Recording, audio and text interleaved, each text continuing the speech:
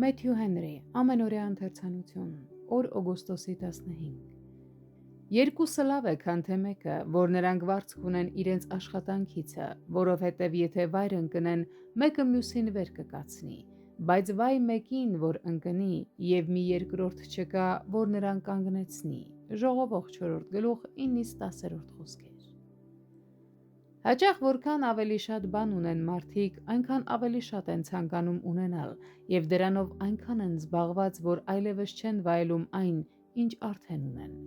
Այս չարիքի պատճառը եսասիրությունն է։ Եսասեր մարդը ոչ ոքի մասին չի հոգում։ Նրա համար հոգ տանելու արժանի մարդ չկա բացի իրենից, և այնուամենայնիվ նա հազիվ թե իրեն ու իր աշխատողներին թույլ տա անհրաժեշտ հանգիստը։ Նա երբեք չի մտածում, թե բավականաչափ ունի։ Իր զբաղմունքի համար բավական ունի, իր ընտանիքի համար բավական ունի, բայց իր աչքերի համար բավական չունի։ Շատերն այնքան են կապվել այս աշխարհի հետ, որ դրա հետ հետամուտ լինելու ընթացքում իրեն զրկում են ոչ միայն Աստծո բարեհաճությունից և հավիտենական կյանքից, այլև այս կյանքի վայելքներից։ Այդպիսի մարդու հարստությունը ժառանգող հեռավոր ազգականները կամ օտար մարդիկ երբեք նրան շնորհակալություն չեն հայտնում։ Ագահությունը ժամանակի և սովորության հետ ավելի ու ավելի է զորանում։ Մարդիկ, որոնք արդեն գերեզմանի եզրին են և հազիվ են կանգնում իրենց ոտքերի վրա, ավելի են կառչում հարստությունից և ավելի ագահ են դառնում։ Ավաղ և որքան հաճախ ենք տեսնում մարդկանց, ովքեր իրենց համարում են նրա հետևորդները,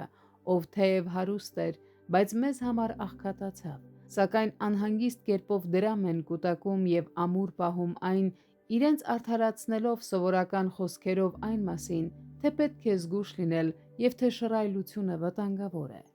Անշուշտ, կյանքում ավելի մեծ բավարարվածություն ունի նա, ով ջանասիրաբար աշխատում է իր սիրելիներին պահելու և նրանց հոգալու համար, քան այն ժլատը, ով տքնաջանորեն կուտակում է իր հարստությունը։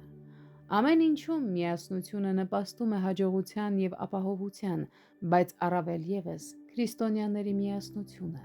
Նրանք օգնում են միմյանց, քաջալերելով կամ սիրով ու բարեկամաբար հանդիմանելով։ Նրանք ջերմացնում են միմյանց սրտերը, երբ միասին խոսում են Քրիստոսի սիրո մասին կամ միանում նրա փառաբանության երգերին։ Եկեք չանտեսենք քրիստոնեական հաղորդակցության համար մեզ տրված բոլոր հնարավորությունները։